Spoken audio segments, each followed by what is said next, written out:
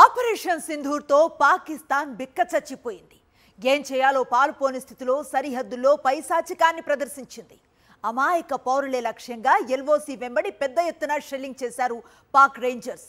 దాయాది సైన్యానికి ధీటుగా బదులిచ్చింది Indian army. Pahalgam ఉగ్రదాడి తర్వాత నియంత్రణ రేఖ అంతర్జాతీయ సరిహద్దుల వెంబడి భారీగా కాల్పులు జరుపుతోంది పాకిస్తాన్ సైన్యం. ఆపరేషన్ సింధూర్ నేపథ్యంలో మరింతగా రెచ్చిపోయింది. భారత్ మెరుపు దాడులకు జీర్ణించుకోలేని పాక్ సైన్యం పెద్ద ఎత్తున దాడులకు దిగింది.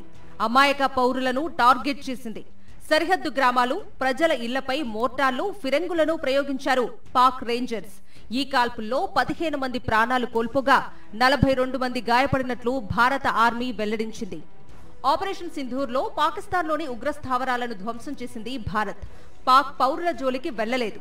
సామాన్య ప్రజలకు ఎలాంటి హాని జరగకుండా అత్యంత అప్రమత్తతతో వ్యవహరించింది. పాకిస్తాన్ సైన్యం మాత్రం తన కిరాతకాన్ని ప్రదర్శించింది.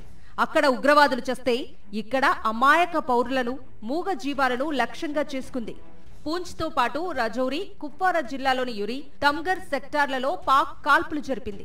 పాక్ ఫైరింగ్ లో సరిహద్దు గ్రామాల్లోని ఇళ్లు, దుకాణాలు, అనేక వాహనాలు దెబ్బతిన్నాయి. షెల్లింగ్ నుంచి తప్పించుకునేందుకు సరిహద్దు గ్రామాల ప్రజలు భూగర్భ బంకర్లలో ఆశ్రయం పొందుతున్నారు. మరికొంతమంది సురక్షిత ప్రాంతాలకు తరలి వెళ్లారు. రాత్రి నుంచి నిరంతరాయంగా జరుపుతున్న కాల్పులను భారత సైన్యం సమర్థంగా తిప్పికొట్టింది.